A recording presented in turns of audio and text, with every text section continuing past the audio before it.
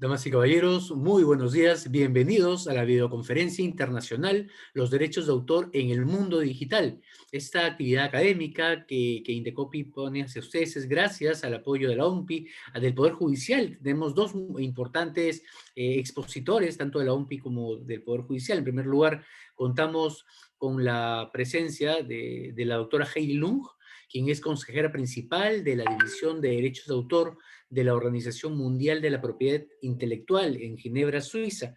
Y también nos acompaña el doctor Ricardo Vinatea, quien es presidente de la 7ª Sala Especializada Contencioso Administrativa con subespecialidad en tributario y aduanero de la Corte Superior de Justicia de Lima. Ambos importantes docentes, especialistas, y que tendremos la suerte de poder intercambiar ideas en esta videoconferencia junto con el doctor Flavio Núñez, quien es secretario técnico de la Sala Especializada en Propiedad Intelectual, además de ser docente principal de la Escuela Nacional del Indecopi. Tengo el gusto entonces de dejarlo tanto con la doctora Heidi y los doctores Ricardo y Flavio. Adelante, Flavio. Buenos días con todos. Muchas gracias, José, a Indecopi, a la escuela y a la OMPI por haber permitido la realización de este evento, que como bien su nombre señala, la idea es vincular el tema del derecho de autor con este nuevo entorno digital que cada día va evolucionando, ¿no? Y este entorno digital que se desarrolla gracias a la evolución tecnológica que tenemos. Y en una época como la actual de la pandemia, donde casi todo el mundo está desarrollando su vida en sus casas, no solamente el tema laboral, sino también el tema educativo, el conocer el impacto que este entorno digital pueda tener en el desarrollo de nuestras vidas, de nuestros negocios, es bastante importante. Las nuevas tecnologías generan una serie de oportunidades para cada uno de nosotros, pero también genera desafíos, porque imaginémonos y pensemos que nuestras leyes, nuestra legislación está pensada en un ambiente básicamente, como lo llamamos nosotros, analógico, del mundo real. Entonces, este ambiente en el cual básicamente ahora nos desenvolvemos, que es el entorno digital y que incluso precisamente nos permite en este momento, cada uno de sus hogares, en un lugar distante, podernos reunir y poder llevar a cabo este webinar, hace que nosotros tengamos que asumir algunas ideas de lo que puede venir a futuro. Una de las oportunidades que genera este entorno digital es que, y seguro lo va a hacer, que lo va a desarrollar Heidi y luego Ricardo, y es poder, por ejemplo, gestionar nuevas creaciones, poder desarrollar nuevos productos, por un lado, y por el otro lado también genera, como les decía, ciertos desafíos, como por ejemplo, ¿qué pasa con los usuarios? Yo soy un usuario, ¿qué tengo que hacer para respetar el derecho de autor ajeno? ¿Qué pasa cuando quiero usar el derecho de autor ajeno? ¿Qué mecanismos debo recurrir? ¿Qué cosas dentro del entorno digital puedo hacer y qué cosas no? Porque obviamente no todo es libre, no todo es gratuito, como mucha gente podría pensar que sí, porque tenemos esa idea que el entorno digital genera un uso libre y restricto del derecho de autor, cuando eventualmente no sucede eso. Y yo, por ejemplo, tengo la oportunidad de ser también profesor universitario y veo los alumnos que usan indiscriminadamente el contenido de internet, descargan fotos, videos, etcétera, y lo usan de manera libre, considerando que porque está en internet, ya ese uso es permitido y autorizado, sin hacer ningún tipo de requerimiento previo o pago, ¿no? Entonces yo creo que son los retos y las dudas que nos nacen a cada uno de nosotros, y qué mejor que tener a Heidi y a Ricardo para de alguna manera ilustrarnos sobre este tema. Y efectivamente este tema del derecho de autor y el entorno digital puede dar para horas, ¿no? Y creo que la idea de este evento no es profundizar tal vez en los puntos muy medulares, sino poner en bandeja o ponerla en la discusión cuáles son los temas generales, de tal manera que todos los asistentes y participantes en este curso, de este webinar, perdón, al final del mismo salgan con una idea bastante clara de la relación entre el entorno digital, el derecho de autor, de las ideas generales de lo que se puede hacer, qué no se puede hacer, para luego ir profundizando cada uno de ustedes en cada una de las materias que les interese. Creo que no los quiero aburrir más porque lo interesante no es escucharme a mí, sino a Heidi y a Ricardo. Le cedo la palabra a Heidi para que nos ilustre con su conocimiento y su experiencia. Adelante, Heidi. Muchísimas gracias, Flavio. Para mí es un motivo de alegría el poder estar con ustedes en esta conversación que tenemos en el día de hoy. Yo agradezco mucho al Indecopi, a todos los amigos del Indecopi esta oportunidad. y no solamente de conversar con ustedes, pero de tener el honor de poder compartir el panel con Ricardo Vinatea, quien goza de mi aprecio, mi admiración, y no solamente la mía, sino también les puedo confirmar de muchos de mis colegas aquí en esta casa, en la Organización Mundial de la Propiedad Intelectual, aquí en Ginebra. Seguramente me han comentado que algunos de los participantes no conocen mucho del trabajo de mi organización, y yo me voy a referir rápidamente, muy rápidamente, a qué es la OMPI, la organización en la cual trabajo desde hace más de 20 años. Es una agencia del Sistema de Naciones Unidas, con sede aquí en Ginebra, y se ocupa de la promoción de la protección de la propiedad intelectual en general, lo que podríamos decir. Tiene 193 Estados miembros, de los cuales Perú, o entre los cuales se encuentra Perú. Perú desde los años 80 es miembro de esta organización. Y bien, estamos muy contentos de poder difundir también en esta oportunidad un poco más el conocimiento en el tema de la propiedad intelectual y del derecho de autor. Cuando me comentaron que íbamos a conversar, Ricardo y yo, el tema del derecho de autor en el ambiente digital, me pareció una idea muy buena, pero también muy desafiante. Es un tema muy desafiante porque es un tema sumamente interesante, pero es muy vasto. Es decir, podríamos pasar horas y horas, si no días y días, en conversar sobre distintos puntos, distintas ramificaciones, podríamos decir, de la intersección entre lo que pueden ser las tecnologías digitales, el desarrollo de las tecnologías digitales y el derecho de autor. Y comentaba hace poco que hoy, en el día de hoy, se cumple un mes de la muerte de aquel que creo que para mí y para muchos cerró la época de oro de la canción romántica latinoamericana. Me refiero al maestro Armando Manzanero. Murió exactamente hace un mes, y hace una semana le rendíamos un merecido homenaje con ocasión de la celebración del Día del Compositor, y reflexionamos un poco sobre digamos, el papel que ha jugado la cultura, la creatividad en estos tiempos excepcionales que tenemos.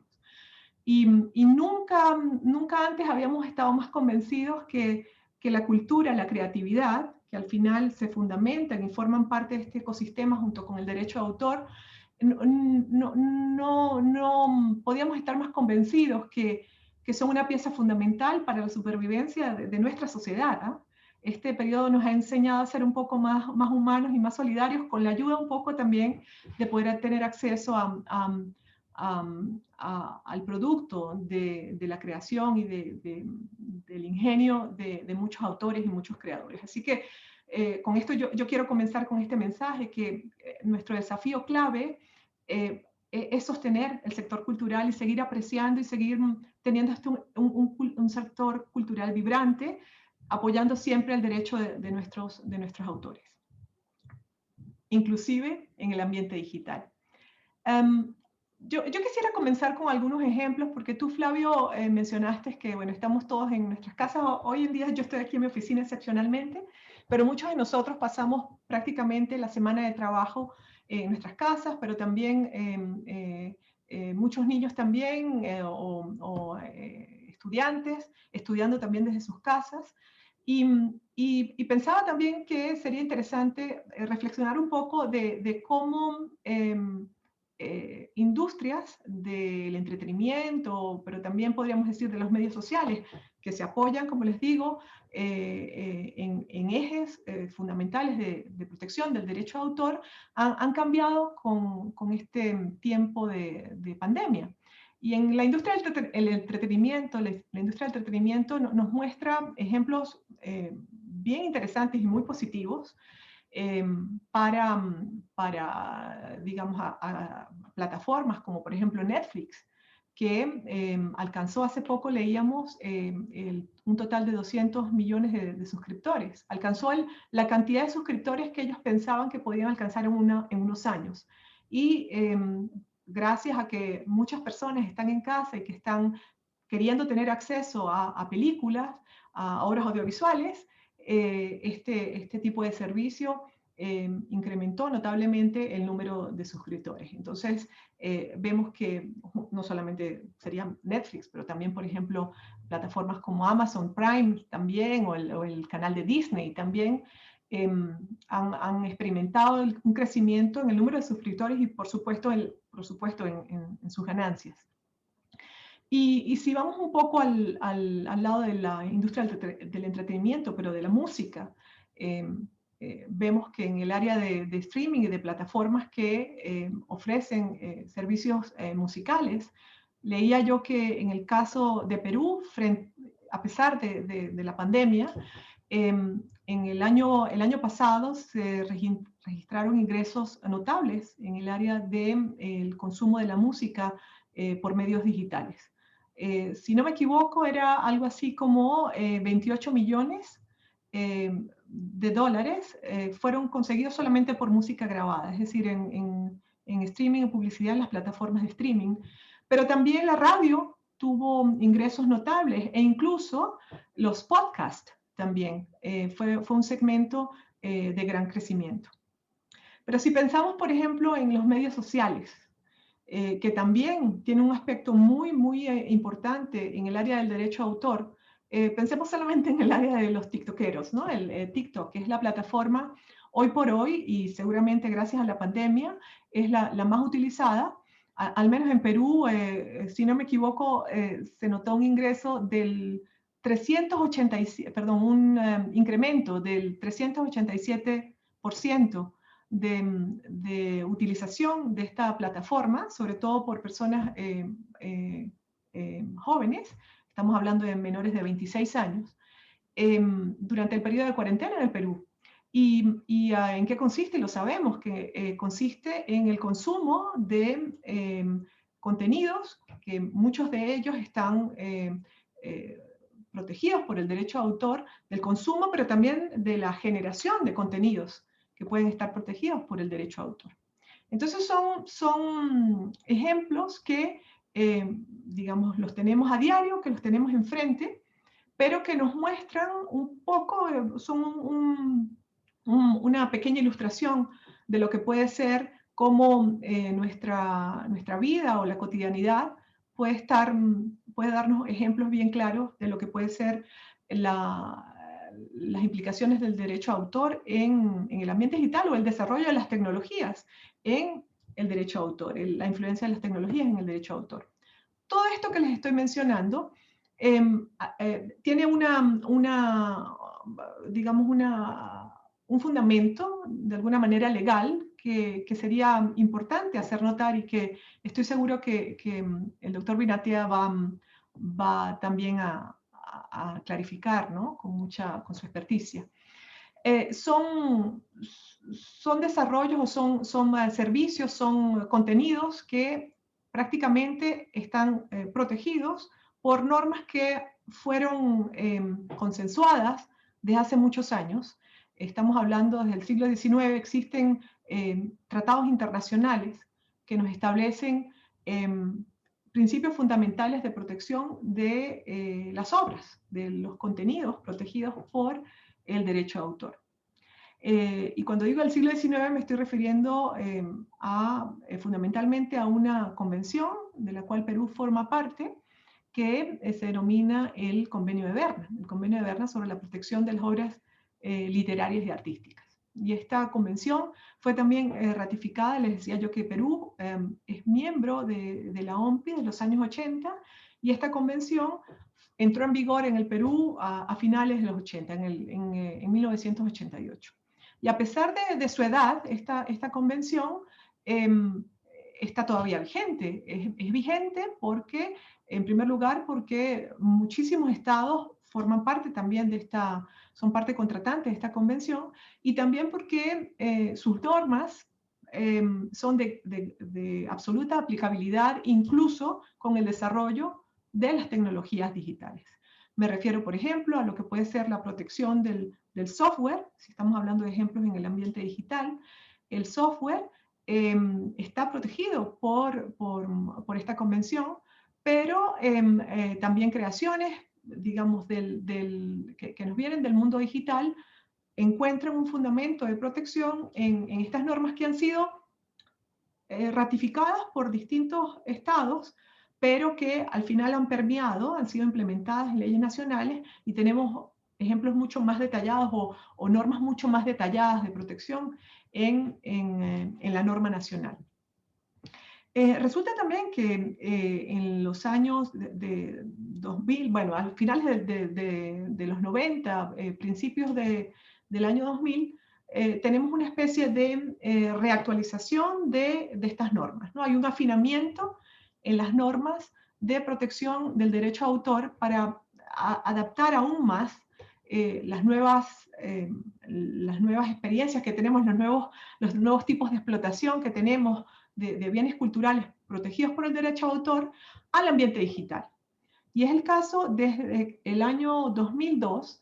En Perú también existen unas normas, están en vigor unas normas internacionales para la protección del derecho a autor exclusivamente también en el ambiente digital. Me refiero a unos tratados que fueron en su momento llamados los tratados de Internet de la OMPI. Un tratado que se denomina el Tratado de la OMPI sobre derecho a autor, que es para las creaciones, si bien sean musicales, literarias, científicas, artísticas en general. Y el otro tratado, Internet, es el Tratado de la OMPI sobre interpretación o ejecución y fonogramas. Un tratado que se enfoca en la protección de aquellos beneficiarios de algo que nosotros llamamos los derechos conexos, los derechos de ciertos beneficiarios que cumplen un papel, un rol fundamental entre lo que puede ser llevar esta obra protegida por el derecho de autor, al público. Y me refiero a todo lo que son los artistas en el ambiente musical y los productores de discos. Y resulta que desde el año pasado, muy coincidencialmente, pero también muy apropiadamente, en Perú entró en vigor un tratado que se llama el Tratado de Beijing sobre interpretaciones y ejecuciones audiovisuales, que versa sobre la protección en el ambiente digital de los artistas en el audiovisual, en las producciones audiovisuales. Entonces me refiero al trabajo, podría ser de los artistas musicales que aparecen en producciones audiovisuales, pero también, muy importante, el trabajo de los actores como tal. Y este tratado versa sobre toda la protección de esta comunidad en el ambiente digital. ¿Y qué nos dice estos tratados y qué implica? ¿Qué implica todo esto para nuestro día a día y para decir, mira, qué puedo hacer yo como autor o como artista frente a lo que puede ser la explotación de mis creaciones en el ambiente digital, y qué puedo hacer yo como usuario también? Es decir, hasta dónde llega la posibilidad de poder tener usos que podrían considerarse usos libres en el ambiente digital, y dónde yo debería también contribuir a la compensación, a la debida compensación de nuestros autores por la explotación de esos contenidos culturales. Entonces, fundamentalmente, de lo que estamos hablando es del reconocimiento de ciertos derechos que tienen vida desde hace mucho tiempo, pero que algunos de ellos se han cristalizado y se han adaptado al ambiente digital. Rápidamente, simplemente les quiero decir que nosotros siempre que estamos hablando de la creación en el ambiente digital, tenemos que tener en cuenta que hay ciertos derechos fundamentales que se le reconocen al creador. En primer lugar, el derecho de copiarla, el derecho de la reproducción. Y estamos hablando del ambiente analógico, como podría ser una fotocopia, por ejemplo, como del ambiente digital, es decir, de subir o bajar en redes digitales. Estas acciones interactivas que podemos tener hoy en día junto con la ayuda de herramientas como un teléfono móvil o el computador, etc. Estamos hablando también de un derecho de protección de lo que podríamos decir transmisión en redes interactivas.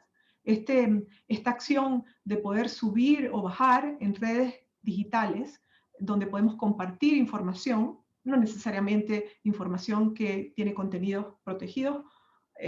Digamos, algunos no están protegidos por derecho de autor, pero otros sí. Esta acción que podemos tener de poner a la disposición del público ciertos contenidos protegidos por derecho de autor también está garantizado dentro de los tratados y dentro de las normas nacionales. Y aparte de estos dos derechos, digamos, sacrosantos, que pertenecen al área digital, también podemos considerar que existen ciertas flexibilidades. Obviamente, dentro del desarrollo de la tecnología digital no podemos decir que estamos hablando de solamente protección, protección, protección.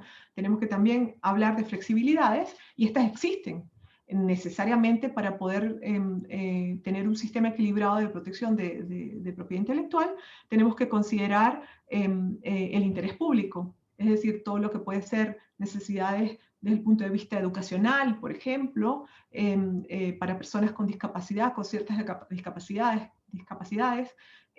Son razones, u otras razones que podríamos citar acá, de orden público. Nos invitan y nos dicen, sí, existen unos derechos, pero estos derechos no son absolutos. Tenemos que tener también en consideración ciertas flexibilidades. Y es por ello que encontramos en la ley peruana, pero en muchas leyes nacionales, ciertas flexibilidades, o lo que nosotros llamamos limitaciones al derecho de autor, que nos permiten ciertos usos libres, o nos permiten también que podamos utilizar ciertos contenidos sin necesidad de pedir autorización, pero considerando siempre una remuneración. Y esas flexibilidades, como les digo, existen en todos los países en mayor o menor medida, y que están garantizadas por estos tratados internacionales que yo les acabo de mencionar. Obviamente el tema de lo que pueden ser los tratados y la norma no ofrecen soluciones absolutas. Está comprobado, y esto es en la historia de la evolución del derecho de autor, que podríamos decir que la evolución de las normas, el consensuar tratados internacionales, el adoptar leyes nacionales, todos los procesos legislativos van a una velocidad distinta de lo que puede ser la velocidad con la que nosotros estamos observando, el dinamismo que observamos en el desarrollo de las tecnologías. Y estamos hablando de las tecnologías de los años 80, estamos hablando del desarrollo del Betamax, de los VHS, pero también hoy en día de las tecnologías digitales, no solamente de lo que podía ser hasta hace unos años los CDs o los DVDs, pero hoy en día las tecnologías de la nube, o basadas en el almacenamiento en la nube, etcétera. Todo esto, y obviamente sin dejar de un lado lo que puede ser la inteligencia artificial, que es un gran tema separado, sobre el cual podríamos también ahondar muchísimo. Pero a pesar de todos estos desarrollos internacionales, yo creo que este es el mensaje fundamental, el desarrollo, tecnológico que podemos observar, existen principios fundamentales que fueron concebidos y han cristalizado en normas internacionales que la comunidad internacional reconoce desde el siglo XIX y que permanecen vivos, que podemos llamarlos de una u otra manera, pero que a través de ciertas normas, siguen vivos y siguen vigentes. Desafíos o problemas los seguimos enfrentando, los países siguen viendo, sobre todo desde el punto de vista de la observancia, y yo me imagino que el doctor Binatia va a hacer referencia a este aspecto fundamental, que tenemos desarrollos tecnológicos, tenemos normas, pero su observancia quizás es uno de los elementos más desafiantes. La observancia del derecho a autor, el poder hacer efectiva la protección del derecho a autor, cuando solamente contamos con sistemas nacionales de observancia, podríamos decir aparatos judiciales o fiscales, o digamos, podríamos pensar en todo este aparato administrativo que pueda apoyar la implementación de normas sustantivas, es el gran reto. Es decir, cómo podemos tener bajo un sistema de protección internacional de contenidos protegidos por derecho a autor, cómo podemos garantizar también la efectiva aplicación de estas normas y la efectiva observancia de esta, cuando no tenemos cortes internacionales o no tenemos sistemas internacionales, pero tenemos un Internet sin fronteras, tenemos redes interactivas que están en todo el mundo y donde estamos generando contenidos en un determinado país, pero nos sometemos a la ley o al foro, a los tribunales de otros países. ¿Cómo podemos solucionar este tema? Un tema también que es de fundamental importancia es el papel que pueden jugar los intermediarios de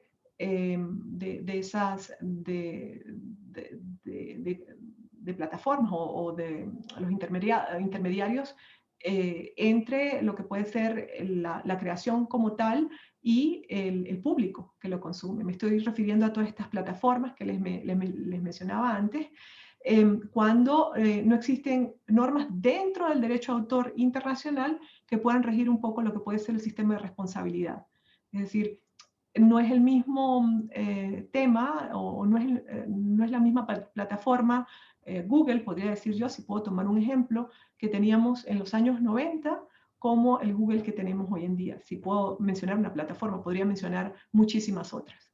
Es decir, el rol que estos intermediarios pueden tener hoy en día para la explotación del derecho de autor, pero también para la defensa del derecho de autor, es fundamental y es visto con mucho interés por parte de muchos países. Y lo observamos, por ejemplo, aquí en Europa. La Unión Europea sancionó en el año 2019 nuevas normas que incrementan la responsabilidad, o al menos eso parece ser, la responsabilidad de estos intermediarios, ¿no? El rol que estos pueden tener. Pero este tipo de normas, por ejemplo, no lo tenemos en otras partes del mundo, incluyendo el mundo desarrollado. Podemos pensar, por ejemplo, en Estados Unidos, que es el país que ha sido, fue el propulsor, digamos, de lo que podrían ser las protecciones de puertos seguros, es decir, para poder fomentar el crecimiento de plataformas digitales, se tuvo que crear un sistema de lo que se llamaba puertos seguros, donde a pesar de todo lo que podía pasar, digamos, en estas plataformas, tenía que haber una especie de protección, de escudo de estas, para evitar, digamos, que estas no siguieran creciendo y floreciendo. Pero hoy en día esto es motivo de reflexión y decir, bueno, este tema de los puertos seguros que tenían las plataformas antes es algo que hoy en día es válido o que se debería de actualizar y ajustar. Yo creo que estoy cumpliendo con mis 30 minutos y no quiero abordar el tiempo que ha sido asignado al doctor Vinatea, pero estaré contenta de poder contestar a las preguntas que ustedes puedan tener sobre este súper interesante tema. Muchas gracias. Muchas gracias, Heidi. Realmente bastante ilustrativa tu presentación y nos has en 25 minutos, media hora, dado un panorama completo de la situación y realmente las preguntas están fluyendo, créeme, a raíz de tus comentarios. Hay muchas dudas, efectivamente, este entorno es bastante interesante. Bueno, a continuación le cedo la palabra a Ricardo Vinatea, como nos señaló José al inicio. Ricardo es presidente de la 7ª Sala Especializada Contencioso Administrativa con subespecialidad en tributario y aduanero de la Corte Superior de Justicia de Lima. Adelante, Ricardo. Ya, muchas gracias, buenos días con todos. Mis saludos a todos los amigos de Indecopi, a su señora presidenta, a la Escuela Nacional sobre todo, José Purizaca. Saludos también ya a Heidi Lum y a todos los amigos, colaboradores de OMPI y a todos los participantes en este webinar. Es un tema de mucha importancia, pues, ¿no? El derecho de autor en sí, y ahora en el entorno digital, mayor aún la importancia, pues, porque la situación que nos ha llevado, en realidad, no todo es malo respecto a este tema. La pandemia nos ha puesto en el siglo XXI en cuanto a tecnología, porque ahora sí estamos aprovechando mucho más la tecnología. Estamos actualizándonos en tecnología, ¿no? En trabajo remoto, y espero que también así sea en la creación de obras, ¿no? De derecho de autor, en la generación de derecho de autor. Voy a compartir un PowerPoint que hice para hacer más ilustrativo a la charla.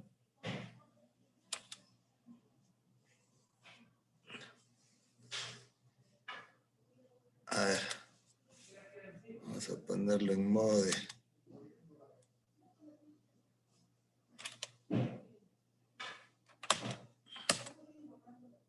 A ver, no sé si ya lo pueden visualizar.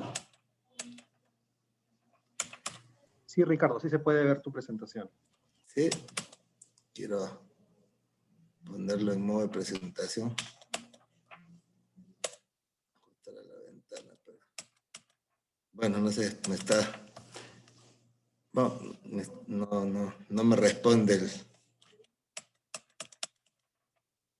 Responderá, bueno, entonces vamos avanzando, es ya los derechos de autor en el mundo digital. Vamos a empezar por, ya que nuestro público no todos son pues expertos o están inmersos en el tema de propiedad intelectual, vamos a empezar un poco por algo básico, ¿no? Que el derecho de autor. ¿Qué es el derecho de autor? ¿Cómo se le mira al derecho de autor? ¿Cómo se le debe interpretar, ¿no? Uno, en sentido subjetivo, o sea, en cuanto a personas, como en conjunto de facultades que goza un autor en relación a la obra, ¿no? Y a la obra que tiene que ser original y tiene que tener la individualidad suficiente que la distinga, pues, de otras obras, ¿no? En sentido objetivo es la denominación que se le da, pues, a este derecho. Como el derecho de autor en realidad, en la práctica, siempre ha existido. Por ejemplo, ustedes ven la lámina, acá hay una lámina del Homo sapiens, ¿no? Nuestros antecesores de la raza humana, ¿no? 50.000 años de antigüedad, por ejemplo, empezó... Ya tenían ideas, conocimiento que tenían que desarrollar. ¿Por qué? Porque tenían que sobrevivir. Imagínense ser Homo sapiens y vivir ser un cavernícola, vivir en un mundo con animales gigantescos. Entonces, tenía que utilizar su ingenio, su creatividad para poder sobrevivir. Solo que en aquel tiempo era un tema de, reitero, de sobrevivencia, pues, y no legal. ¿Qué incluye el derecho de autor? Ya vamos al siglo XX. ¿Qué protege? ¿Qué obras? Fotografías, las placas fonográficas, cintas magnetofónicas, teléfonos, cinematógrafos, radio, televisión, video, todos esos, a través de todos estos medios se puede hacer derecho de autor y se difunde el derecho de autor, ¿no? Las leyes establecen una mayor o menor protección según el tema y el tiempo, porque el derecho de autor no es eterno, tiene un límite.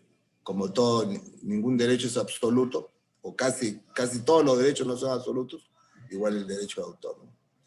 Pero la idea es protección a las obras creativas, promover la cultura, la identidad y la creatividad sobre todo, ¿no? Pero también que haya incentivos, pues que haya ganancia. Como para que haya más derecho de autor, tiene que haber ganancia. Pues alguien que se dedica al derecho de autor tiene que vivir. Y como en todo tema tiene que tener su remuneración. La originalidad. Este es algo totalmente imprescindible en el derecho de autor. Tiene que ser original. Tiene que expresar, tiene que tener el alma del autor, lo que ha querido expresar el autor. Solo así lo va a hacer diferente de otras obras protegidas, ¿no? Y bueno, y es un elemento esencial para su protección, la originalidad. Una obra que no es original, entonces no merece protección.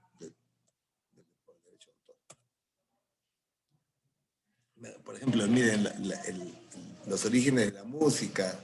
Tenemos, ¿no? Ahí vemos en la pantalla como con una flauta de hueso, el el personaje de la vista crea la música, así se crea, como probablemente pues como una imitación a la naturaleza, como una imitación del viento, el canto de el piar de las aves, y a toda manifestación natural. Igual, en cuanto para protegerse, pues estos fabricaban sus armas. Todos eran, cuando ya dejaron de ser migrantes, ya se establecieron, eran muy territorialistas, protegían sus territorios. ¿Y cuál era la forma de proteger? Con armas, ¿no? O sea, y no permitir que otros invadan, porque sobre todo cuando no habían leyes ni fronteras. Ya, por ejemplo, la originalidad en los procesos de creación. Acá vemos en la lámina, en la vista, la Odisea, por ejemplo, ¿no? Todas estas, y la Ilíada igual, eran cantos de los creadores, de los aedos. Estos se dedicaban a sus héroes, pues, ¿no? Ellos estaban muy relacionados con lo religioso y con lo extraordinario, ¿no? Y todos conocen, pues, el contenido de la Ilíada y de la Odisea, ¿no? La Ilíada, los viajes que hizo Ulises u Odiseo, ¿no? Por el mundo, y después no podía regresar, y los dioses afectaban, pues, ¿no? su vida. Hay una interrelación entre los dioses y los hombres. Igual en la Ilíada también, el sitio de Troya. Son obras especiales y son originales. ¿Quién puede dudar que estas dos obras son originales? Hasta ahora nadie, ¿no? Igual el Cantar de Mío Cid, el Beowulf de los Nibelungos. Todo esto lo difundían los juglares.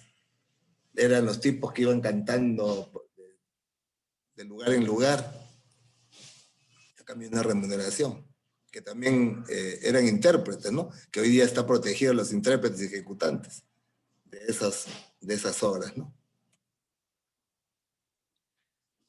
Ya, en las nuevas tecnologías, ¿no? La informática ha permitido, pues, expresar el derecho de autor, crear derecho de autor a través de imágenes tridimensionales, sonidos, luces. Hay robots que crean música. Hay robots que se utilizan para pinturas, esculturas, ahora para todo. Ahora hasta casas se pueden hacer, pues se construyen con robots. Y la tecnología ha dado lugar, pues, a una nueva etapa en lo que es el derecho de autor, ¿no? Y una etapa, pues, que es amplia, vasta, y yo creo que inagotable, ¿no? Porque así como avanza la tecnología, también permite hacer combinaciones y crear creaciones diferentes. Por ejemplo, el arte digital. El arte digital es la combinación, es una fusión de características, objetos, imágenes distintas, para crear una nueva y que puede estar protegida por derecho de autor, depende de su originalidad, ya saben, ¿no? Es el arte digital. Miren. Esto, pues, hace un siglo no existía.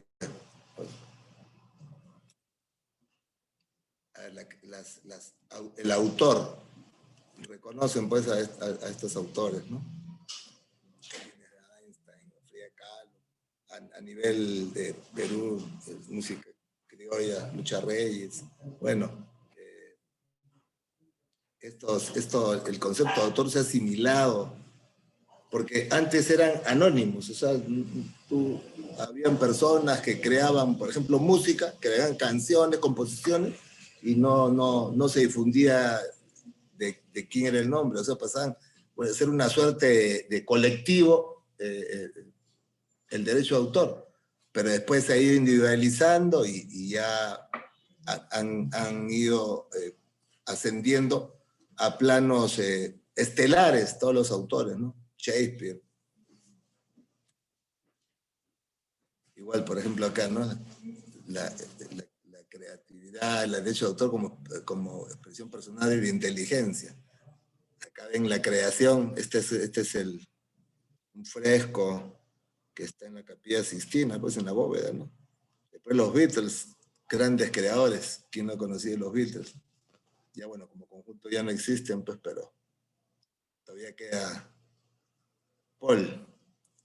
Igual obras de cine, el Titanic, por ejemplo, toda una obra original y que tiene, no, es innegable que tiene la individualidad suficiente para distinguirla de otros. También está protegido.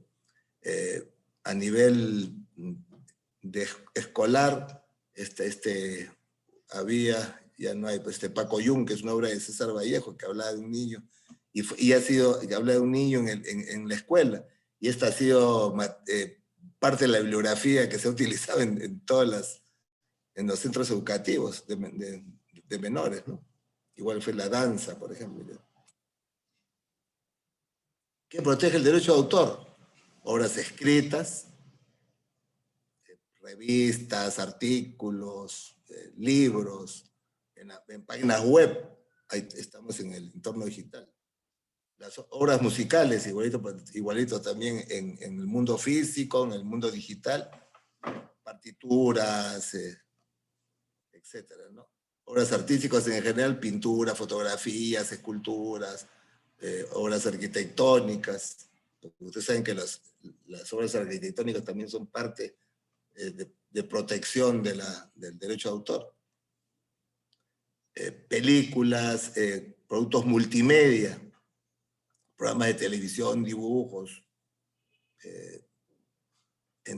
entrevistas, una serie de productos de este tipo multimedia que sea diferente, que genera protección, ¿no?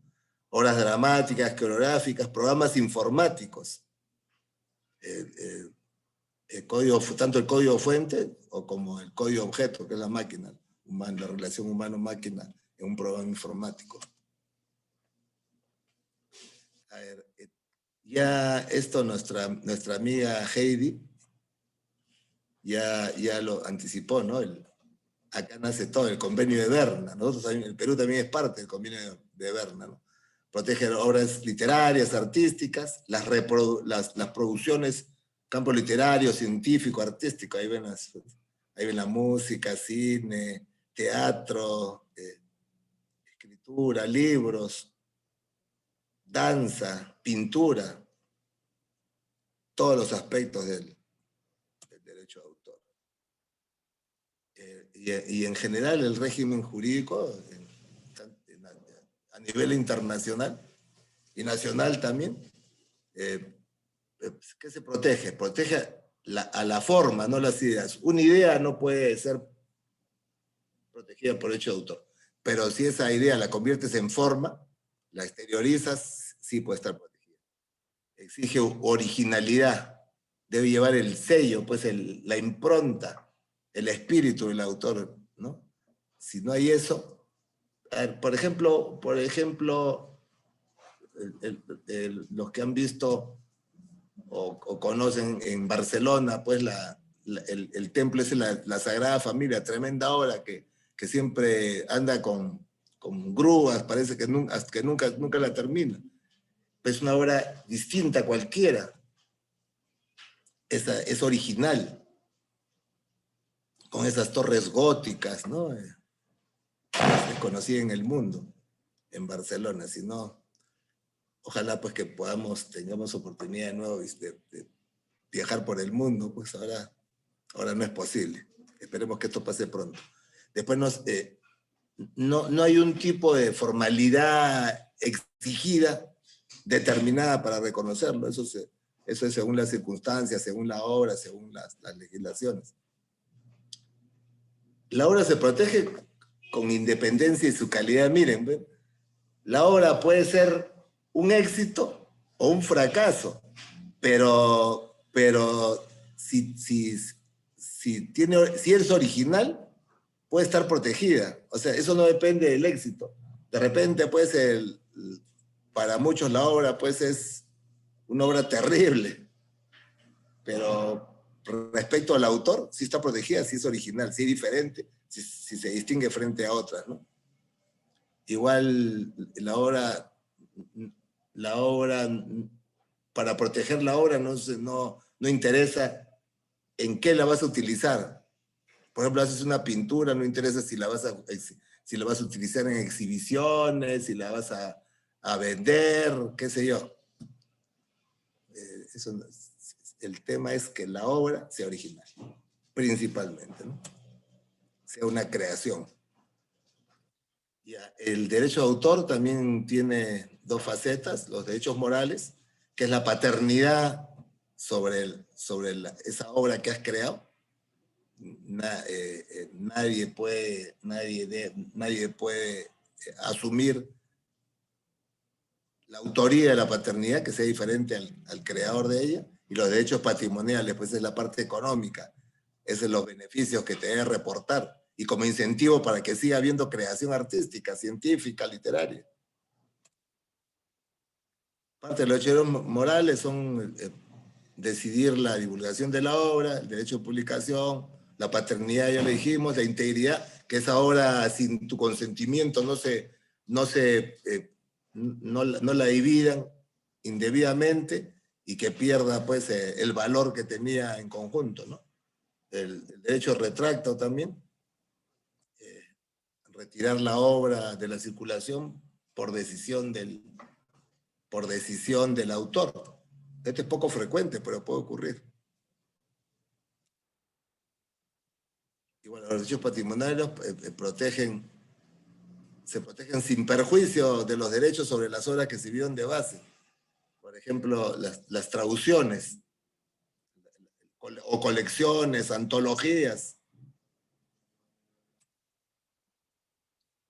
En derechos patrimoniales que tenemos, el derecho de reproducción, su fijación su fijación material y obtención de copias, ¿no? Ojo que para la ley peruana la copia está permitida, pero bajo ciertos parámetros, bajo ciertos límites, ¿no? Que no afecte al derecho de autor, ¿no? Derecho a la comunicación pública, poner esto a distribuir los ejemplares, poner conocimiento del público en general, de los usuarios, de los que les interesa o les puede interesar esa obra. Derecho a transformación, ¿no? A crear obras derivadas. De una obra original se puede crear una obra derivada que también puede estar protegida sin perjuicio de la protección que va a tener la obra original, la principal, ¿no? Después el derecho de participación o suite, que si se obtienen de las obras derivadas o de las sucesivas ventas de la obra protegida por derecho de autor, obtener parte de las ganancias. Eso también es posible, ¿no? ¿Y cómo hacemos para poder controlar eso? Porque ahora en el entorno digital, en internet, pues se pueden ver nuestras obras. Por ejemplo, una canción se puede escuchar en todo el mundo. ¿Cómo haces para poder controlar eso? Y que te paguen, pues, que te paguen los derechos de autor. Es justamente a través de las sociedades de gestión colectiva, ¿no? Que son instituciones sin fines de lucro que contactan, que representan al autor con otras sociedades, con otros autores, y a partir de eso se encargan de negociar cómo será la remuneración correspondiente por las obras y entregarle al autor, pues al titular del derecho, los derechos correspondientes, ¿no? La remuneración correspondiente, las regalías, pues. no voy a hablar de todas las limitaciones del derecho de autor, pero sí la más obvia, ¿no? El derecho de autor tiene como duración toda la vida del autor. Mientras viva sigue siendo el autor, eso no caduca. Es igual que como la propiedad en general, ¿no? La propiedad es imprescriptible. Igual, el derecho de autor también, toda la vida.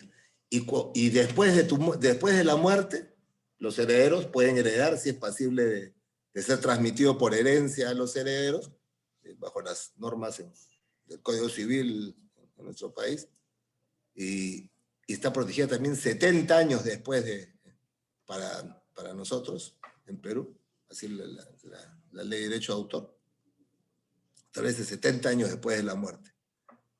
Ya vemos que según Berna, en el convenio de Berna estaba fijado en 50 años, pero esos convenios fue el primero de protección del derecho de autor, pero son convenios marcos, genéricos. Esto es sin perjuicio de las legislaciones nacionales, de acuerdo a las costumbres, a los usos de los países, ¿no? Respectivos, ¿no? En la Unión Europea 70 años, pueden durar hasta 100 años. Y después una vez que pasan esos 70 años, pasa al dominio público. O sea, ya no tiene la protección, cualquier persona la puede reproducir, la puede utilizar en la forma que necesite, ¿no?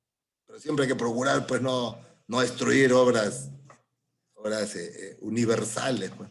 Siempre hay que respetar eso. Pero sí se puede hacer. La piratería. Este es un problema. Antes antes solo era un tema físico, ¿no? Pues la venta, alquiler, distribución, uso no autorizado de un programa. Pero ahora el problema ha crecido en el ambiente digital, el entorno digital. ¿Cómo controlas, pues, esa reproducción, esa venta ilícita, desautorizada de las obras, de los distintos tipos de obras, fonogramas? Es complicado, ¿no? Ahí la OMPI en este caso es un valioso apoyo en esos temas, ¿no? Tenemos el arbitraje, por ejemplo, ¿no?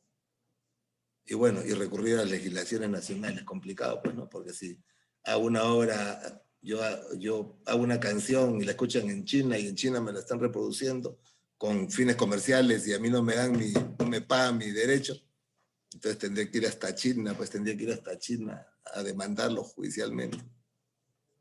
Y si es que los chinos me dan la razón, no, eso no puede saber. Eso ya no depende de uno, ¿no? Complicado. Igual el plagio, ¿no?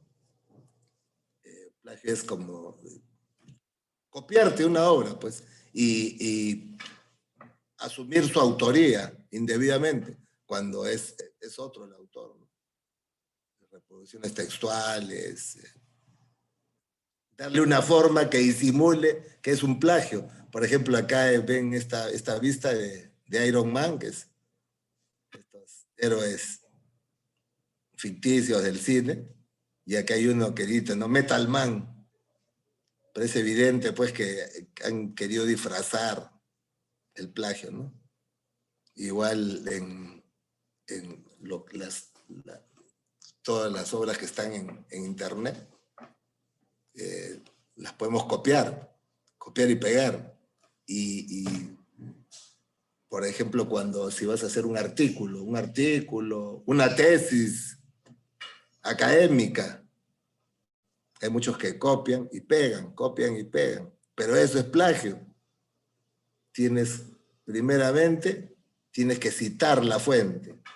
Tú no puedes utilizarlo, porque sí, para fines académicos puedes copiar, pues, pero no se permite copiar el total de la obra.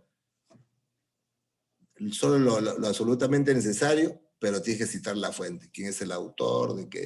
¿Cuál es la obra de la cual has extraído esos pasajes, esos trozos de la obra? Así, entonces, ¿qué pasa el plagiario? Te roba tus ideas. te roba tus derechos.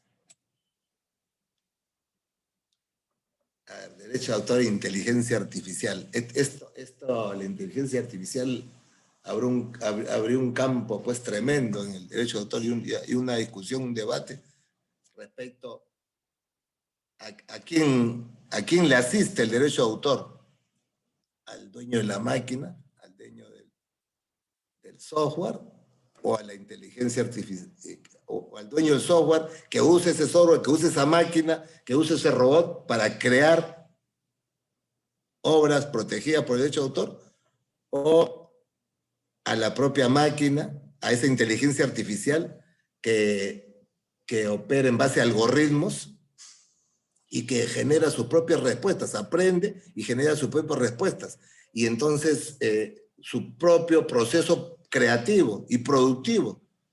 Acá el hombre lo único que hace, pues, en este caso, es, como hemos puesto en el ejemplo acá de este autor, Andrés Guadamuz, eso está en la revista de OMPI, lo he copiado. Acá estoy citando, por ejemplo, esto lo he copiado de la revista de OMPI, pero estoy citando la fuente, al autor y la fuente. Este es lo correcto. Y acá no estoy exceptuado de pagar derechos porque lo estamos haciendo con fines académicos, no comerciales, ni de reproducción, ni de difusión. Entonces, la inteligencia artificial puede generar, a partir de las instrucciones que le diste en determinado momento, puede generar sus propias obras. Ya están viendo, por ejemplo, pinturas, música, y todo tipo de obras. Y ya no necesita, una vez que ya aprendió la máquina, ya no necesita instrucciones de ningún humano.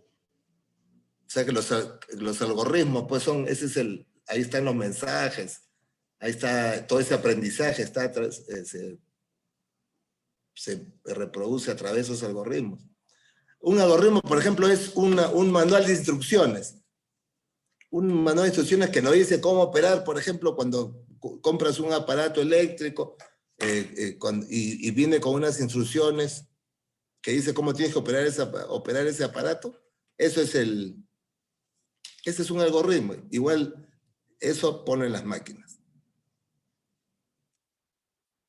Y a las aplicaciones de la inteligencia artificial, la agricultura, logística, a todo se aplica la inteligencia artificial.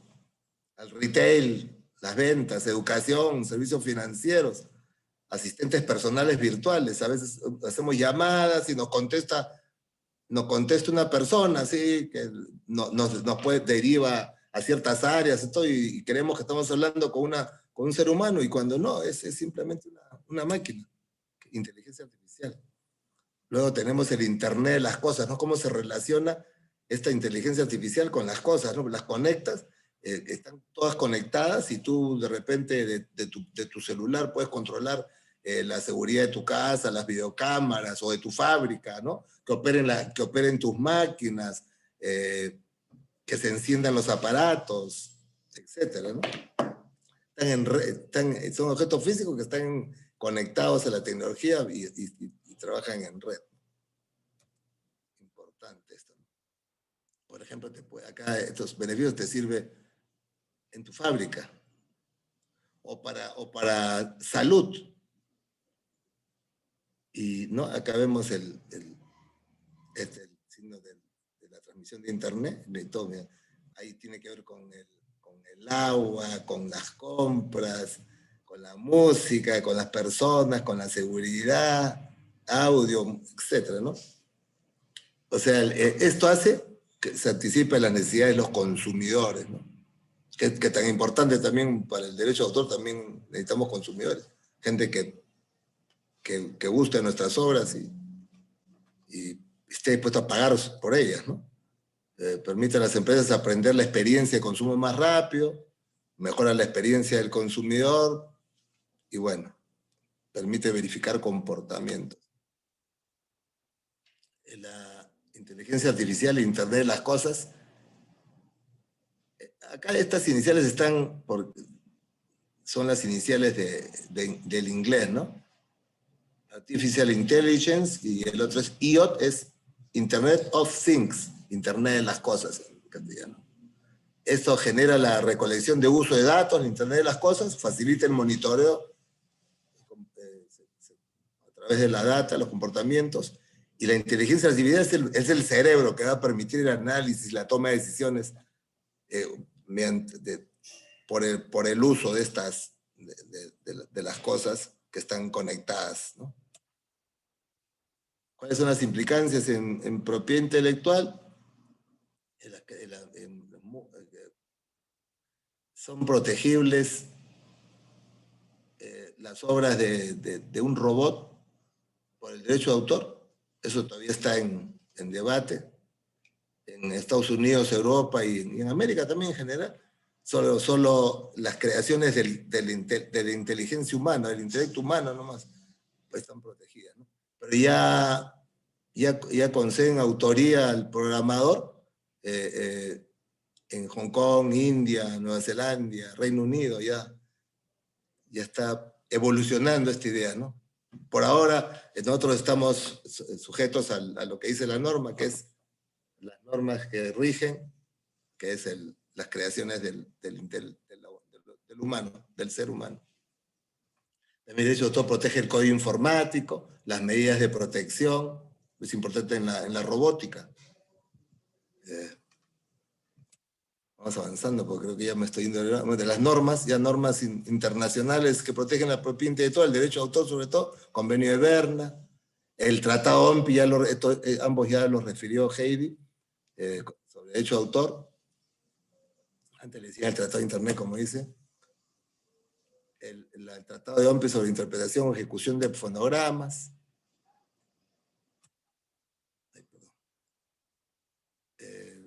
A nivel andino tenemos la decisión 351 sobre derecho de autor y derechos conexos.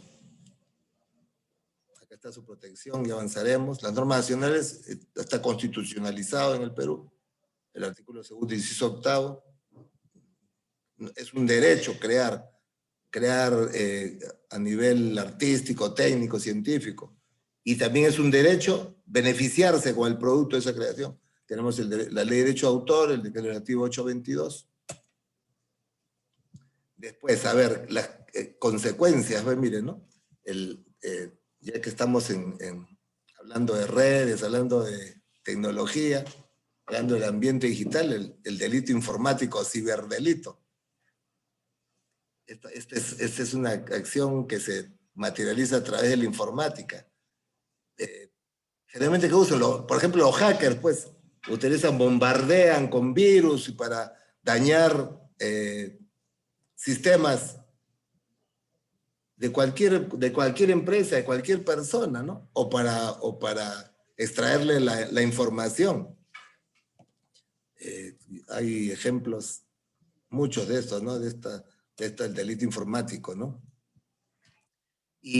Pero también a través de estos delitos informáticos que tenemos también, las estafas, ¿no? Estafas a través de las redes sociales, mucho cuidado. El descubrimiento de secretos, esos secretos que pueden estar protegidos por tu derecho, de los cuales eres titular. Pornografía, se hace a través de WhatsApp, Skype, hay casos muy lamentables, tremendos, ¿no? Condenables. Igual amenazas, etc. En el Perú tenemos la ley de delitos informáticos, la ley 30.096 de 2013. Y bueno, yo creo que he cumplido casi dentro del plazo. Igualmente, gracias por su atención y encantado de responder las preguntas a quienes deseen hacerlas. Muchas gracias, Ricardo. Has hecho un recorrido muy rápido por todo el derecho de autor, desde la época primitiva hasta los impactos de la nueva tecnología en las creaciones. Durante las exposiciones tanto de Heidi como de Ricardo han surgido muchísimas interrogantes, muchas de ellas bastante interesantes por parte de todo el público asistente al webinar. Y se las voy a trasladar para que ustedes las respondan. Empezaré por la primera. Tenemos alrededor de 17 preguntas, casi 19, perdón. Entonces, trataremos de volar con esto para poder cumplir con el horario del evento. Nos preguntan desde Ecuador, Muy bien. Las legislaciones internas de cada país en materia de propiedad intelectual deben contemplar reglas especiales de competencia en razón de que las plataformas o servidores se encuentran en el extranjero, o consideran que los tratados de propiedad intelectual existentes son suficientes. Ricardo, ¿vas tú No sé. o yo? Ya, bueno, sí, está bien. Bueno, las normas nacionales no pueden dejar de regular esto, pues en primer lugar, ¿no? Porque si tu norma nacional no regula cómo, en cuál es tu soporte legislativo, digamos, para poder luchar contra estas irregularidades respecto a la violación de tus derechos de autor. Evidente. Acá hay una amalgama entre qué es lo que tenemos en nuestro paraguas, las normas nacionales e internacionales, ¿no? Definitivamente, todas se conectan, y gracias a esas normas nacionales e internacionales es que tenemos OMPI. OMPI es una protección, eso ya lo va a decir Heidi, ¿no? Uh-huh. Si yo pudiera agregar algo, y estoy totalmente de acuerdo contigo, Ricardo, algo que es bien interesante es que en el área de propiedad intelectual tenemos tratados internacionales, hay una especie de homogeneización de lo que puede ser ciertos principios fundamentales que se respetan alrededor de todo el mundo, con variantes, porque tenemos las leyes nacionales o leyes regionales, pero al final partimos de principios fundamentales y de tratados internacionales en el área de derecho a autor, cosa que no pasa en otras áreas, como el área de la competencia, pero también podríamos decir, por ejemplo, en temas de privacidad, que como dice, son parte de esa amalgama, ¿no? Es decir, no tenemos la propiedad intelectual separada, operando, está dentro de un ecosistema, y este es uno también de los grandes desafíos, de cómo poder lograr que haya una efectiva aplicación, protección comprensiva, no solamente en el área de la propiedad intelectual, pero también en conjunción con otros cuerpos legislativos o con otras áreas que son también de fundamental importancia, como por ejemplo el área de la competencia. Muy bien, perfecto. Esta siguiente pregunta de repente como es una pregunta dirigida para Perú, de repente la puedes responder tú, Ricardo, si quieres la puedo complementar luego yo. La pregunta es, ¿cuál es la sanción o sanciones para los que copian libros o fotos o contenidos de una página web sin permiso de su autor en el Perú? Bueno, si estamos hablando de delitos, está en el Código Penal. El Código Penal tipifica los delitos contra la propiedad intelectual y se establecen las penas, ¿no? Eso está, porque también puede recurrir al Código Penal. Yo en este momento no les podría decir exactamente qué penas merece, pero sí está legislado. Esa es la fuente a la que debe recurrir si tienen algún problema al respecto, ¿no? Efectivamente, Ricardo. En el caso del Indecopi, para complementar tu respuesta, las sanciones que podemos poner nosotros como institución van desde la amonestación hasta una multa de 180 OITs, pasando por la incautación, decomiso de los productos infractores, el cese temporal o definitivo del establecimiento infractor, por ejemplo. La siguiente, de repente, Heidi, nos puedes ayudar. Dice, ¿qué hacer cuando los presuntos infractores, tal como páginas web, plataformas de streaming y otras, toman provecho de opciones tecnológicas o contractuales de privacidad o incluso legislaciones de privacidad y con ello evaden el poder conocer al titular o propietario de la misma? De esa forma, se frustra una acción legal al no tener un demandado, es decir, la persona física o empresa que utiliza indebidamente el contenido. Es evidente que se trata de un deudor o infractor que se oculta.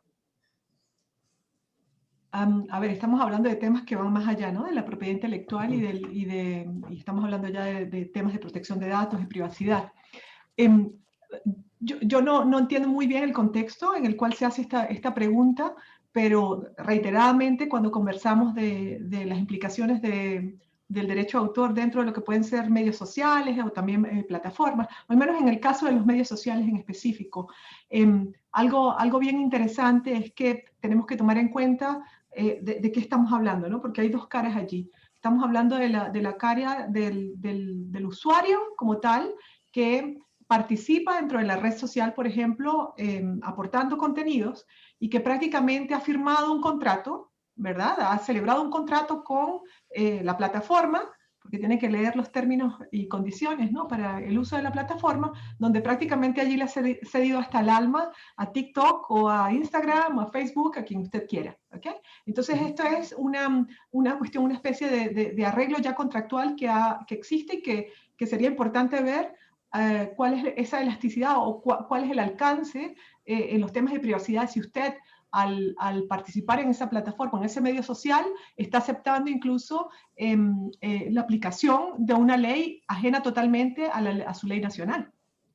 Ahora, otra cuestión sería, otro aspecto interesante sería aquel titular de derechos, es decir, yo como propietario de algún contenido, algún video o alguna pieza musical, por ejemplo, titular de derecho, que veo que que existe una explotación no autorizada de mi parte en una plataforma. Esto ya es otro tema, ¿verdad? Y obviamente ya se los mencionaba, es un tema que presenta grandes desafíos porque estamos hablando de plataformas prácticamente con alcance internacional, que se rigen, digamos, por leyes de otros países, pero donde, digamos, el acto de infracción se está produciendo en función del derecho de un nacional de un determinado país que aplica totalmente una ley, otra ley. Pero ya entiendo que la pregunta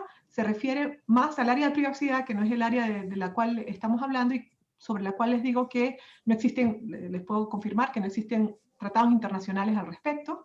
Tenemos cuerpos en materia o normas muy detalladas en ciertas jurisdicciones. Por ejemplo, en la Unión Europea existen normas muy consolidadas y muy detalladas en cuanto a lo que puede ser la protección y hasta dónde puede ir la protección de datos en función de la aplicación también de otras normas, como por ejemplo la propiedad intelectual, pero también tenemos normas totalmente diferentes en otros países como Estados Unidos sobre el tema.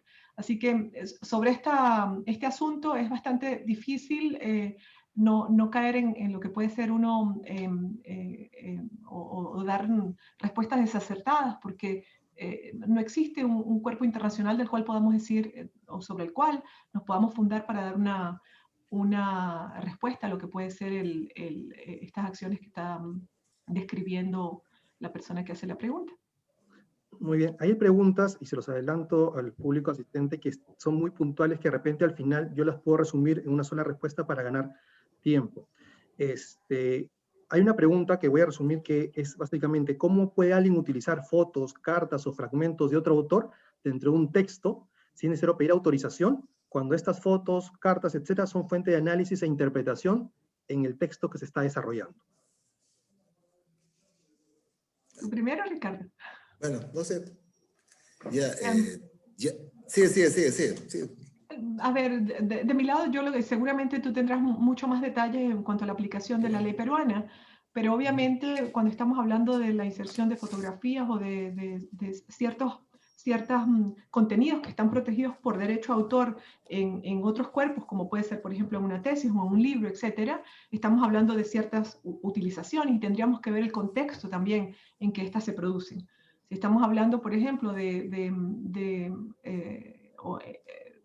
la elaboración, por ejemplo, de una compilación para fines educativos, por ejemplo, a lo mejor podríamos encontrar ciertas limitaciones, excepciones que nos permiten ciertos usos libres al respecto, es decir, que no tenemos que pedir autorización o pagar algo por ese uso.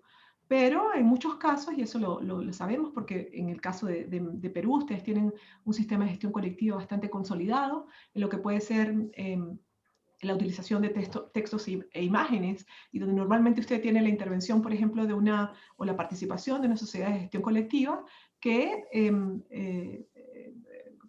recauda la remuneración por la utilización de este tipo de explotaciones, ¿no? De utilizaciones, y con el compromiso de transmitirlas al titular. Entonces, tendríamos que ver el contexto en el cual se produce. Podemos hablar de un tema de utilizaciones libres, pero también podríamos estar hablando de utilizaciones que deberían de estar perfectamente remuneradas bajo no solamente tratados internacionales, sino la ley nacional.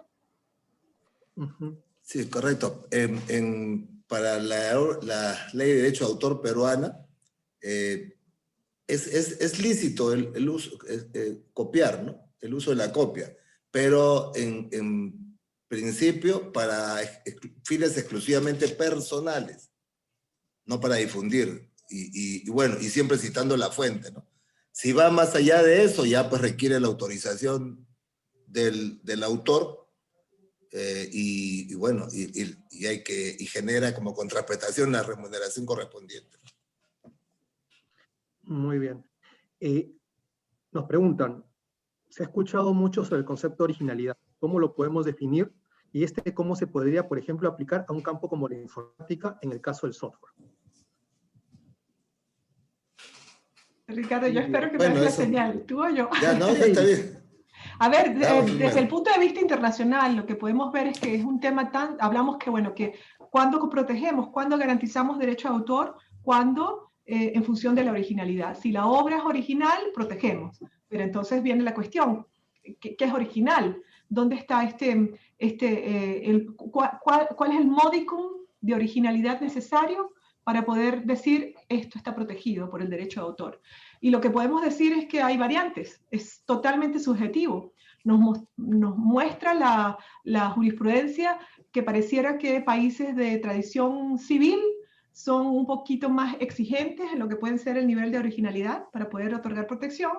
En jurisdicciones más del derecho del common law, podríamos decir que cuestiones que pueden ser consideradas en jurisdicciones de derecho civil banales están protegidas.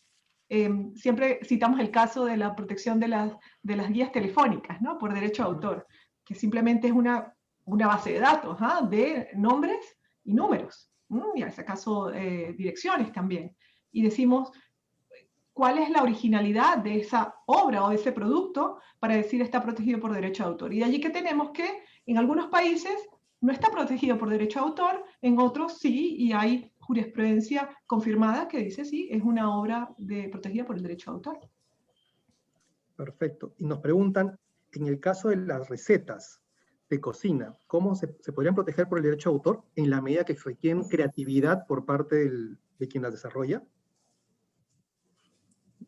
No sé si de repente Ricardo está... Súper interesante. Para Heidi está bueno. No, a ver, no, sí, yo creo que un peruano puede decirlo muchísimo mejor por la cocina, la tradición culinaria de Perú, que es admirada en el mundo entero, y aquí tienen una de las principales admiradoras, ¿no? Y consumidoras.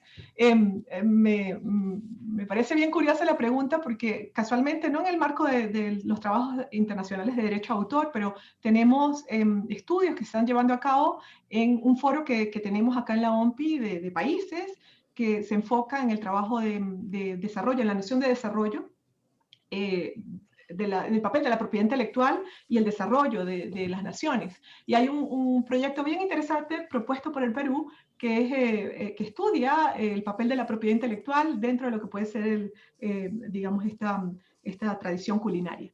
Entonces, diríamos, bueno, las recetas de cocina están protegidas. Las respuestas pueden ser variopintas, pero en algún momento estaba escuchando la presentación de un experto de derecho a autor en esta área y decía, depende del tipo de cocina, ¿no? También, porque incluso no podríamos hablar no solamente de derecho a autor. Cuando hablamos, por ejemplo, de la cocina molecular, ¿no? Y estamos hablando incluso de fórmulas. No estamos hablando solamente de derecho a autor, incluso podríamos estar hablando de un derecho de patentes también.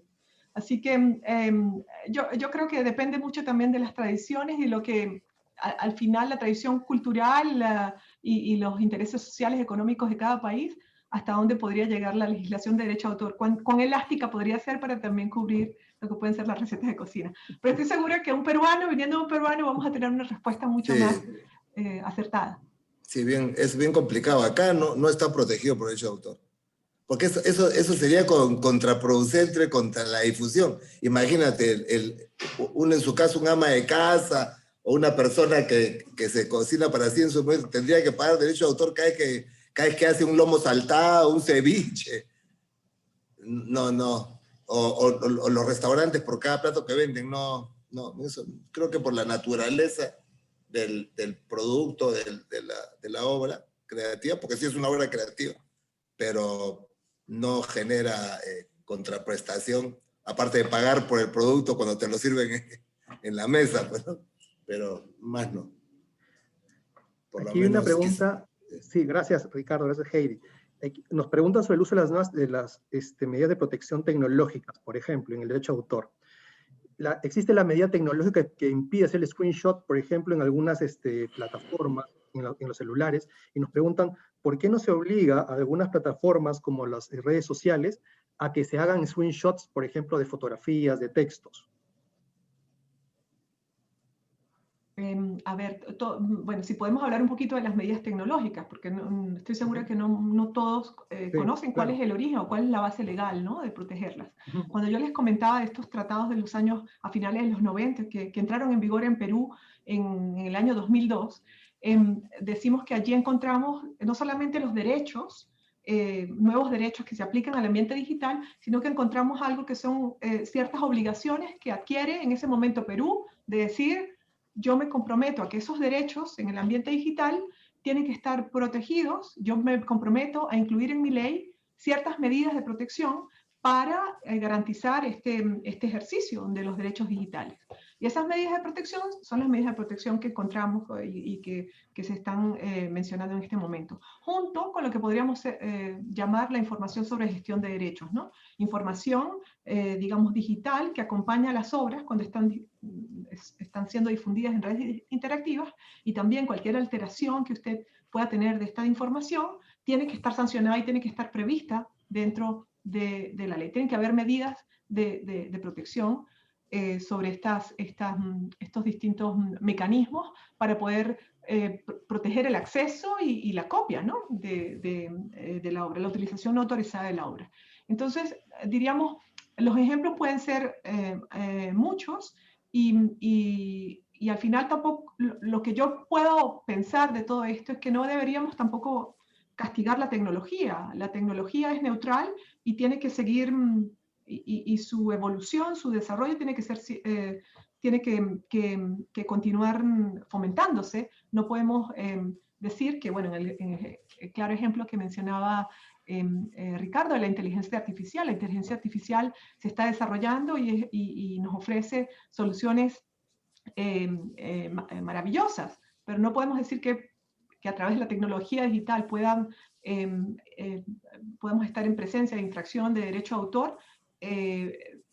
Tendríamos que establecer medidas al respecto que sean prohibitivas de este tema. Así que es un tema bien interesante, pero no encuentro bien dónde podríamos colocar los límites, o al menos yo no lo veo tan claro dentro de una legislación como tal. Y justo siguiendo con el tema de las limitaciones, alguien nos pregunta, sin un contexto actual, imagino que se refiere al tema de la pandemia, etcétera, y el confinamiento, lockdown en el que estamos viendo ahorita, ¿consideran que la difusión de obras a través del entorno digital resulta práctica y suficiente con el uso de las excepciones legales existentes, o se requiere alguna nueva herramienta que facilite su difusión en este entorno? Bueno, la protección ya está dada, pues, ¿no?, por las normas nacionales e internacionales. Sí está protegido. Lo que pasa es que ahora se difunde más. No sé. Creo que la pregunta va a si las excepciones que actualmente existen permiten la difusión de las obras en el entorno digital dentro de un ambiente como el que estamos viviendo, ¿no? O si consideramos que esas excepciones, por ejemplo, limitan precisamente que las obras circulen libremente en el entorno. Me imagino que de repente está enfocado un poco en el sector educativo, ¿no? Yo estoy en la universidad, quiero acceder a un texto, y en que en la medida, como no puedo ir a la biblioteca física de la universidad, ¿cómo accedo al texto sin infringir la ley del derecho a autor? Si en ese entorno, por ejemplo, las excepciones son suficientes, o hay que hacer algún tipo de modificación en la normativa, tanto nacional como internacional. Yo podría al menos hacer una referencia a lo que nosotros observamos en un proceso que tuvimos que nos tomó todo el año 2019. Esto fue prepandemia, ¿no? Que miraba a las excepciones y limitaciones. Y casualmente para América Latina tuvimos una reunión regional organizada por la OMPI, digamos, convocada por Estados miembros de la OMPI, pero enfocada a la región latinoamericana y el Caribe, donde mirábamos el sistema de excepciones y limitaciones, ¿no?, en distintos países, ¿no?, en los 19 países de América Latina y el Caribe también, el Caribe inglés. Y una de las conclusiones, al menos en el área de educación, y estudios que también se elaboraron al respecto, mostraban que a lo mejor, y no tengo el ejemplo a mano de Perú, pero que a lo mejor muchos países no aprovechaban al máximo las normas tan generales o la apertura que podían dar los tratados internacionales para establecer flexibilidades en materia de educación. Me explico. Cuando pensamos, por ejemplo, en este convenio de Berna que yo les mencionaba, un convenio tan antiguo y del cual Perú es parte contratante desde finales de los 80, este convenio permite flexibilidades en el área de educación para la enseñanza.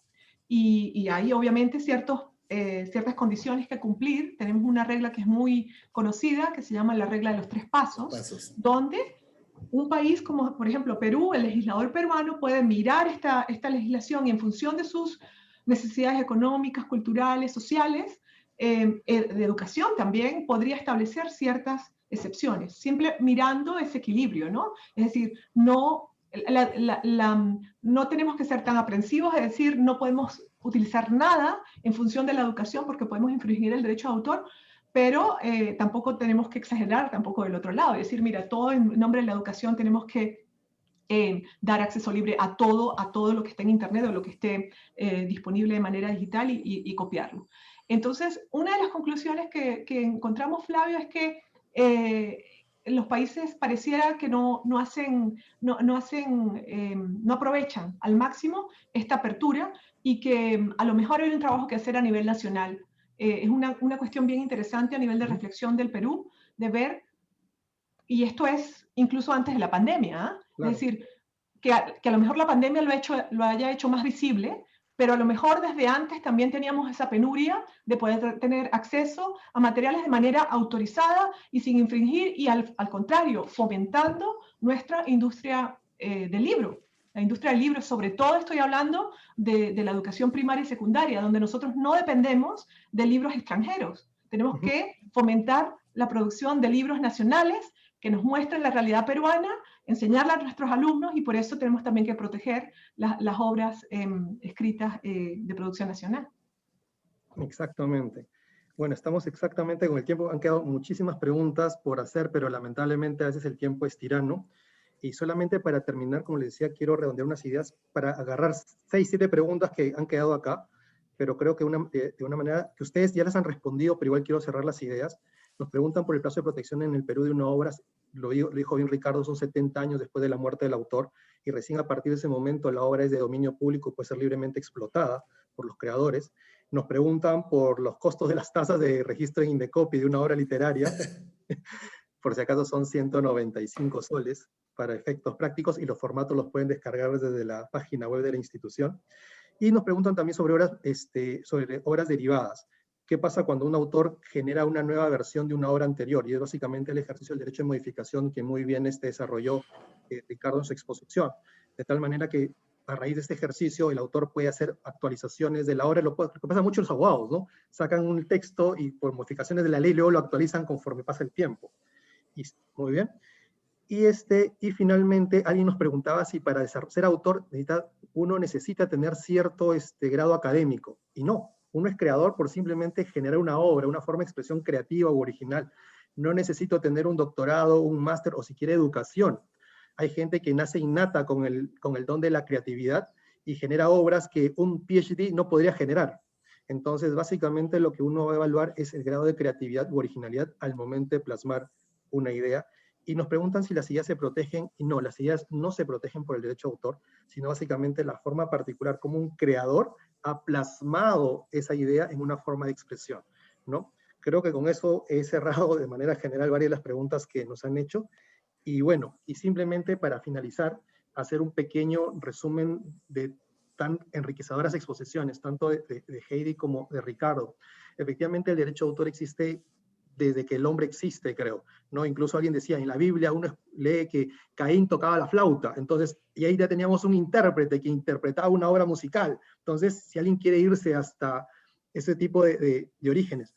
Pero efectivamente el derecho de autor ha acompañado al ser humano a lo largo de toda la existencia. Y como decía bien Heidi, lo que pasa es que en el tema de pandemia, la necesidad del uso de las obras se ha hecho mucho más evidente, sobre todo con el tema del desarrollo tecnológico, tanto para los estudios como para el tema de la diversión. Estar encerrados en la cuarentena, muchos países, la gente entraba en tema de ansiedad y lo único que le quedaba era la conexión con el mundo, era las plataformas virtuales, Netflix o Disney Plus, Spotify, por ejemplo, TikTok. Tuvo un crecimiento exponencial en el último año, fue una manera como los chicos se comunicaban y transmitían sus ideas y sus pensamientos, ¿no? Y eso gracias nuevamente al desarrollo tecnológico y que va soportado también con un contenido del derecho de autor bastante importante. He tenido la oportunidad de ver TikToks donde los chicos bailan y están soportados de obras musicales atrás, ¿no? Y generan sus coreografías, que también hay una protección del derecho de autor de por medio, ¿no? Entonces, sin embargo, muchos de nosotros no somos conscientes de que estamos haciendo uso y disfrute de creaciones protegidas. Y ahí es donde viene el problema. Hay que saber qué cosas puedo usar y finalmente hacer un buen uso de las limitaciones o excepciones, como bien decía Heidi, que lamentablemente la gente, en muchos casos, efectivamente, por no conocimiento del sistema, no lo hace. Pero existe un marco legal que, si bien fue creado pensando mucho en lo que existía hasta hace unos 15, 20 años, ese entorno legal es perfectamente aplicable al entorno digital, ¿no? Que efectivamente hay que actualizarlo y tener en cuenta las nuevas experiencias, pero es perfectamente aplicable. Lo que nos queda a nosotros como encargados de proteger la propiedad intelectual es difundir el conocimiento, educar a las personas, y para esto este tipo de webinars creo que resulta muy, muy enriquecedor para todos. De mi parte eso es todo y muchas gracias. Al contrario, muchísimas gracias Heidi, Ricardo, Flavio. Creo que esta videoconferencia ha sido muy enriquecedora, no solamente generando tantas preguntas, ¿no? Tanta expectativa en todos los participantes, sino estos temas que ya están aquí, que el derecho de autor lo podemos ver en diferentes partes y todas estas controversias que se pueden presentar en este mundo digital. Yo de verdad que estoy muy contento por todo lo que han podido conversar, por todo lo que se ha podido transmitir a nuestros participantes. No se olviden a todos sus amigos que esta videoconferencia y también diferentes publicaciones electrónicas, por supuesto, siguiendo todas las reglas de los derechos de autor, también pueden encontrarlas en la página de la escuela, www.escuela-indecompi.edu.pe. Todas son gratuitas y pueden descargarlas en PDF o con un código QR que también lo permite, ¿no? Además de otro material que quizás les pueda ser interesante de las diferentes competencias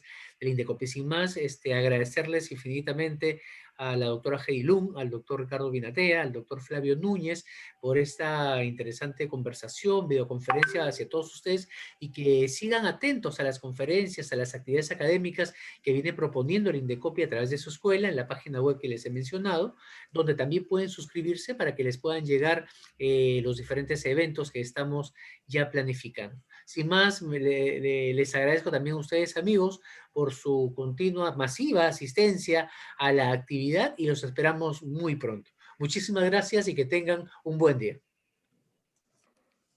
Gracias, adiós, adiós. Hasta luego, nos Adiós, vemos. cuídense, hasta luego. Cuídense, sí. Hasta luego, Ricardo. Chao, Heidi. Hasta la próxima. Así es. Saludos a todos por Ginebra. Ya, nos vemos.